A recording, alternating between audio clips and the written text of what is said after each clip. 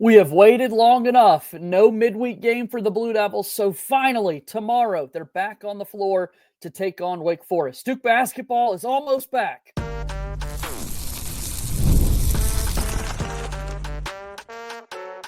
You are Locked On Blue Devils, your daily podcast on the Duke Blue Devils. Part of the Locked On Podcast Network, your team every day. Hello, everybody, and welcome into another episode of the Locked On Blue Devils podcast. My name is JJ Jackson. Thank you so much for making Locked On Blue Devils your first listen and first watch each and every day, as our show is a part of the Locked On Podcast Network, your team every day. On today's show, we got to talk about this game coming up between Duke basketball and Wake Forest. Also, at the very end of our show, we'll talk a little bit about some of the Duke and the NBA headlines that have been going on as of late. And who better to have these conversations with than our good friend Josh Cox from Duke Football Talks Section 17 podcast and does basketball work over with Duke Report. Really excited to bring him on the show to discuss everything that we need to know moving forward here in the world of Duke hoops. If you have not done so already, please be sure to follow and subscribe to Locked On Blue Devils for free wherever it is that you get your podcasts.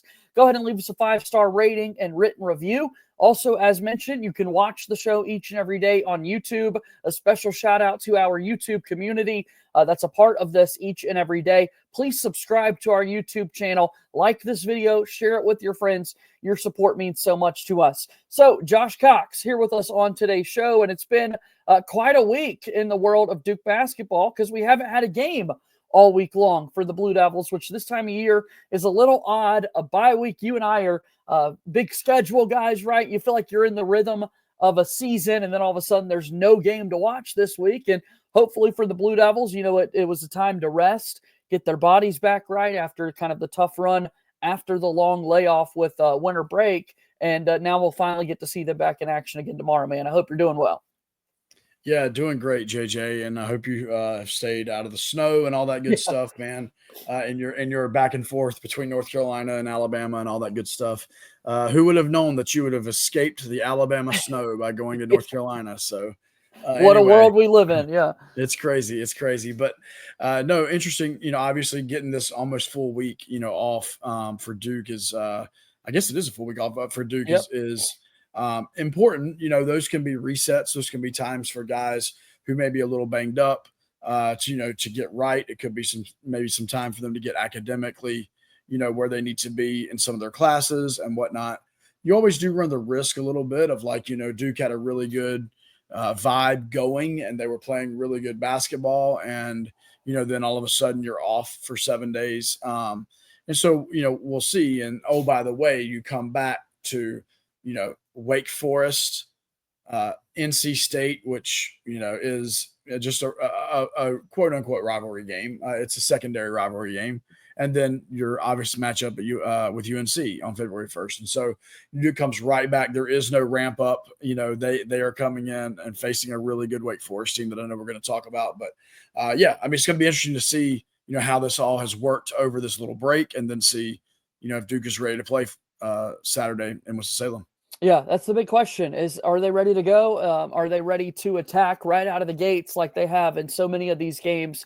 Again, quite the opposite with this Boston College game this past week, where the Eagles all of a sudden have 20 points within the first 10 minutes. They're on their way to 80. You're like, what's going on?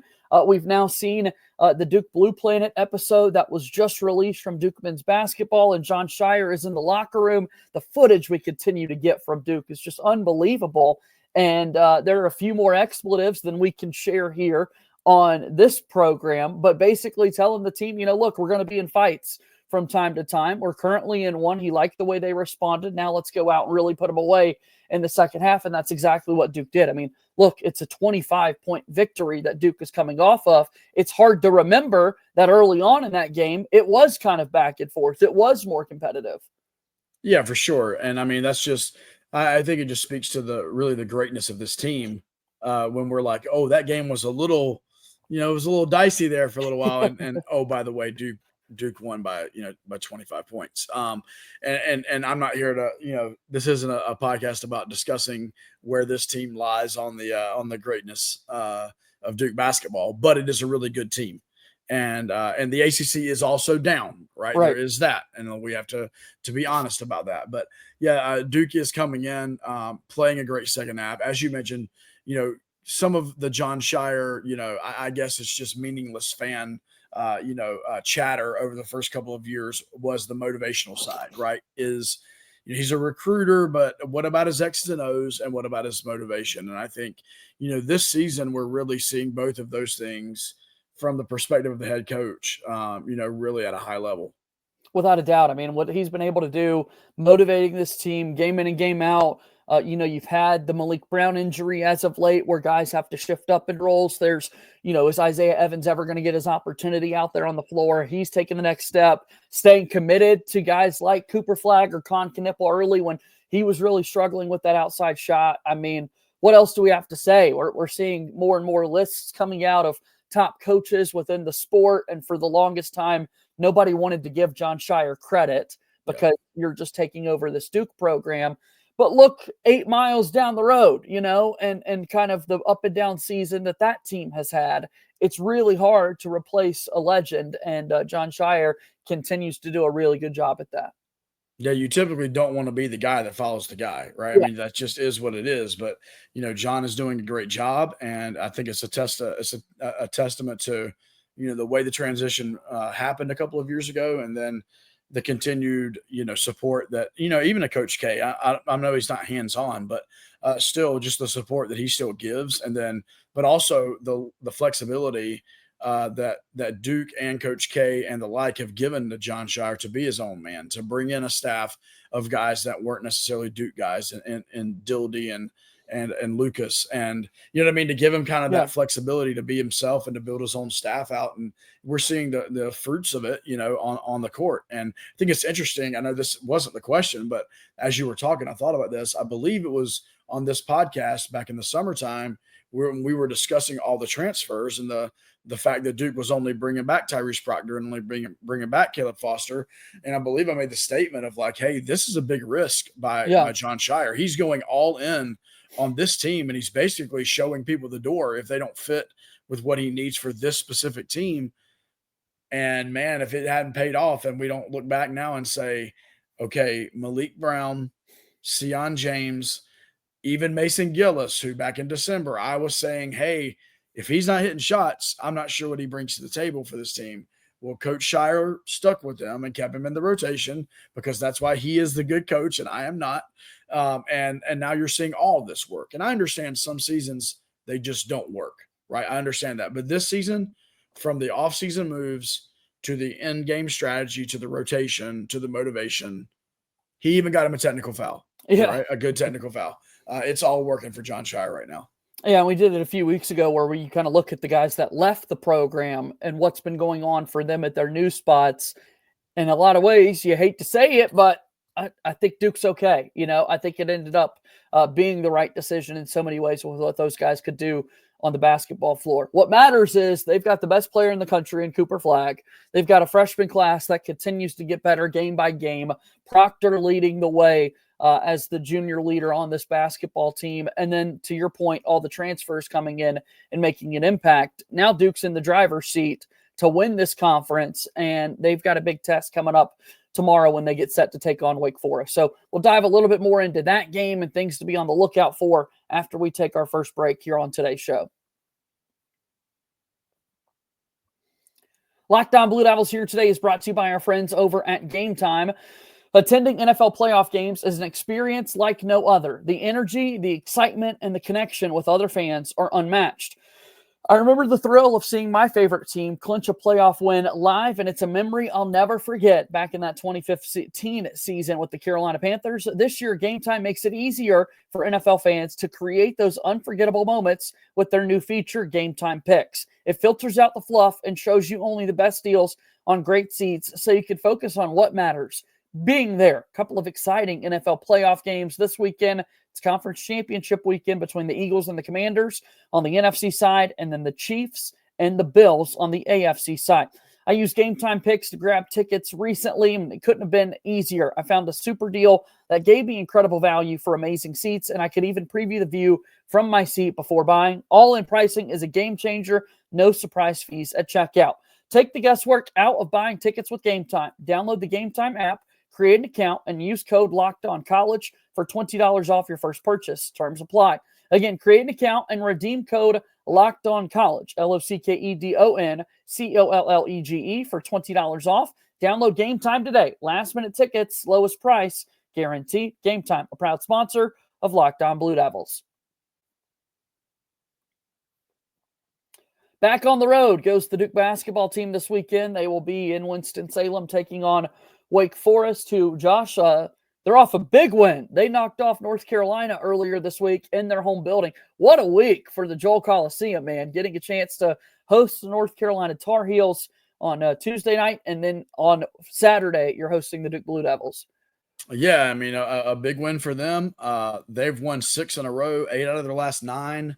One conference loss, basically tied for second place. I think they're one win off. I think they're 7-1, I believe. Yeah. And I think Clemson, Louisville, maybe 8-1. But they've got one loss. So they're only one game back in the loss category. This was a team heading into the season, JJ, that was highly touted. Players like Hunter Salas. I mean, just, and it took them a little bit. They lost an early season matchup with Xavier. They got beat by a Florida team that we now know is a top 5 to 10 team in the country. We did not know that at the time. Yeah. And then their one conference losses to Clemson, who most people think is, Duke as being the far and away number 1 team in this conference, Clemson being the number 2 team. And so, they've really, when it's all said and done, here they sit mid to late January, and they're good. They're a good basketball team. And you're right, for them to be able to host UNC earlier this week and then host Duke on the weekend, that's really cool for their fan base. Hopefully we can take care of the business that UNC couldn't take care of earlier this week. Yeah, no, Duke's now the number 2 team in the country, 16-2 overall on the season. Wake Forest unranked, 15-4.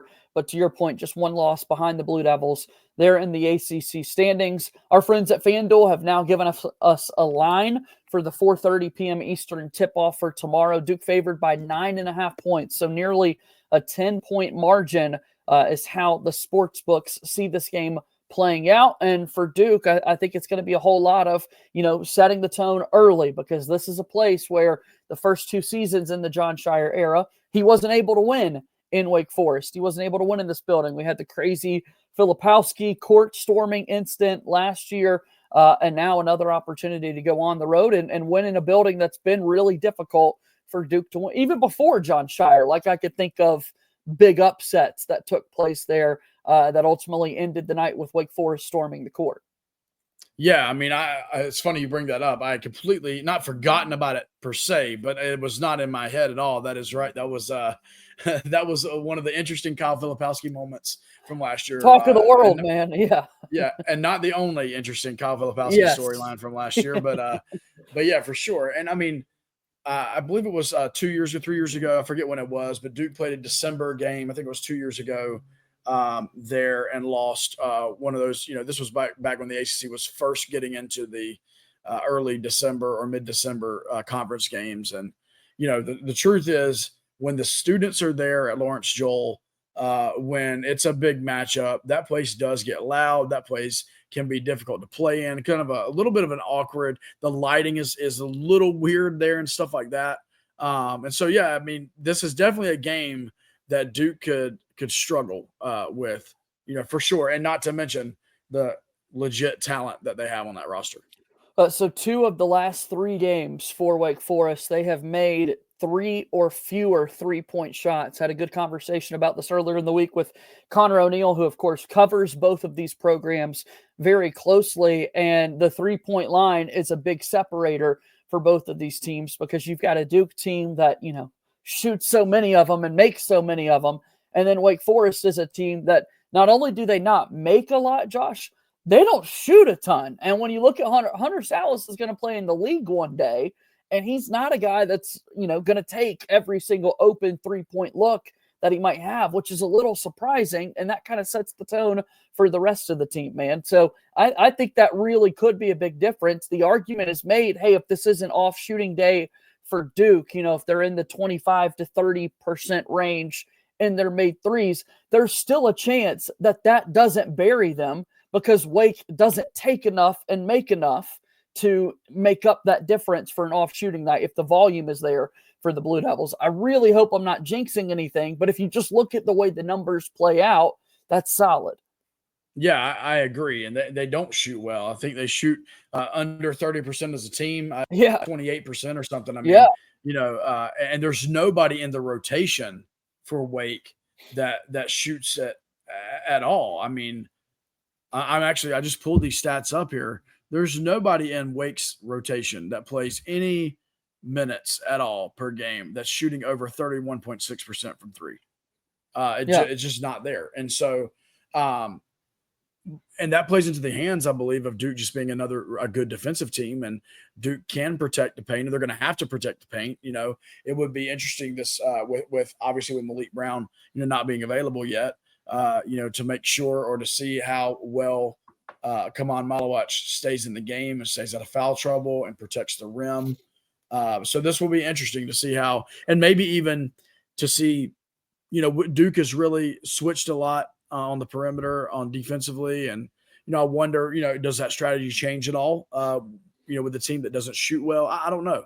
You definitely may see some guys undercutting screens instead of trying to fight over screens. And anyway, it's going to be interesting to see what the defensive strategy is for Duke. Is it more of the same, or does Duke do a little something different? Because, Wake alarmingly shoots, pretty bad from three. Yeah. Go back to Miami. Proctor doesn't score at all. Con Knippel scores 25. Last time out for the Blue Devils against Boston College, Proctor scores 20. Con Knippel doesn't score at all. Like, we've had guards go scoreless that start the last two games, and it's been a 35-point and a 25-point victory. I hope we see both of them play well, man. I think we're due for that. Like, I think this is, when you look at that 3-point line in particular, let's get Proctor and Knippel going early. Yeah, I mean, Duke, as crazy as it sounds, Duke's was it the Pitt game that was like a get right game where it felt like everybody, but that was for one half of basketball. Duke has not had, including the Auburn win, they have not had a game this year where it really felt like the main characters were all clicking in the same game at the same time. Con was hitting threes, Cooper was doing his thing, Tyrese, you know what I mean? Like the major contributors. And that would be, I will say this, if and when that game happens, like Duke is winning that game. I don't care. Does not matter who the opponent is in that game. If Duke has a game where their top 3 or 4 or their starting 5 is clicking and playing to their potential in one game at the same time, this team will not be beat. So I don't know if that's going to happen. It would be really cool, if it did. But back to to Wake aspect of this, there's a reason why they only have 4 losses. It's technically tied for second, technically, maybe not technically, but anyway, in the ACC, practically speaking, and they're still not even in the top 60 something KenPom. Yeah. They're not yet. And I know that Hunter Sallis is good. I know Cam Hildreth, has got experience and can be that guy that's difficult to play against. I understand, but man, Duke should be able to come in and, like you said, have their guys, have their Cons and their Tyrese's. This should be a game that Duke can win, but that's why you play it. So yeah. All right, so we look at college basketball. Let's go to kind of the interior now for this one in the matchup between Duke and Wake Forest coming up tomorrow. So many people talk about Gonzaga, how crazy this is that Gonzaga one day has Hunter Sallis and Efton Reed on their roster, and then they decide to go all the way across the country for these last 2 seasons and play for Wake Forest. Efton Reed, a really impressive basketball player there on the interior for Wake Forest. He can stretch it out and shoot it a little bit from the outside. Pretty effective against Jalen Washington in that front court for North Carolina. That might be a preview of what's to come for the Blue Devils in that regard ahead of next week's game. But I'm really curious to see how the likes of Malawach and then Cooper Flagg and then Mason Gillis, who's been playing a good bit of 5 for Duke, fare against him, and even Pat Gamba, man, 6'10" freshman, playing more and more these last few games, because Efton Reed is about as good as it gets when you're looking at post players within the ACC. Well, and what you've seen even in some of Duke's blowout victories, even in the Miami game, and I forget the name of the big. Uh, the one player that actually had a decent game was their back to the Yeah. basket big that was Lynn able Kidd, to. who had That's been right, at Kid. Virginia Yeah, Tech. yeah. I mean, so that would be very interesting. And Malawach is a unique one, man. I wish I maybe could have some sort of like, let's only watch him and like let's focus just on his film. And I'm sure Duke obviously has that, but like he's an interesting one because all the signs would point to him being an elite post defender. But I think there's something different between a shot blocker and a rim protector and an actual post defender, right? And that's where even you saw the value. And I hate to bring this up because he obviously wouldn't fit on this team, but like of a Ryan Young, I think Ryan Young was like a post defender, but not a shot blocker and a rim protector, but he was a post defender. Right. I think Malawach is like maybe the flip of that. Like he's a rim protector. He can obviously jump. He can block shots, that type of thing.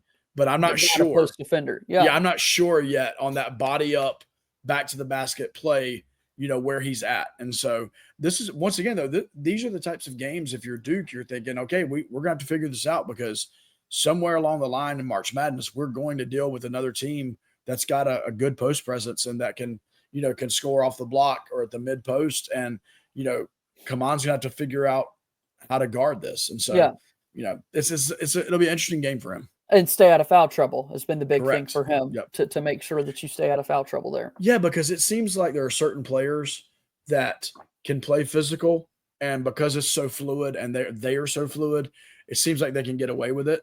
Yeah. Ironically, it seems to be a lot of Duke's opponents. But anyway, but there is that. And honestly, Cooper's that way a little bit. Yeah. Cooper plays defense in such a fluid way that he can be physical, but Kaman is the type of player that looks a little bit awkward. Yeah. He's still trying to figure it out. Yes, like and then it almost draws attention to himself. And so like maybe a foul that wouldn't get called on a traditional type of a kid maybe gets looked at a little bit differently with him. And I'm not saying he's not fouling. I'm just saying that maybe what he does is a little bit more obvious. And so it can wind him up, getting 3 fouls in the first half where like typically that wouldn't be the case. I can't wait to see this game unfold. Excited about Duke getting back on the floor against Wake Forest, a good opponent for the Blue Devils to test themselves against this time of year. So we'll certainly see how that game unfolds and plays out. We're due for one more timeout. On the other side, let's talk about Jayson Tatum being named to the NBA All-Star team, a couple of other Duke and the NBA updates to pass along for you as well here on Locked On Blue Devils.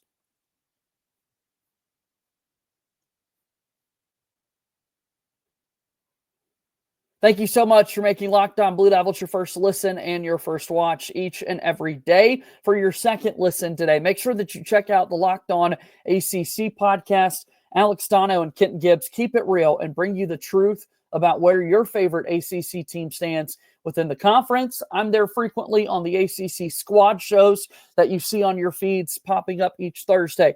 Find Locked On ACC on YouTube or wherever you listen to podcasts. Also, check out Locked On College Basketball. A lot of Duke talk that takes place, so make sure you're paying attention to what Isaac Shade and Andy Patton have to say over on Locked On College Basketball. Let's keep it going. Here he is. He's Josh Cox. We're talking about the Duke Blue Devils at the next level.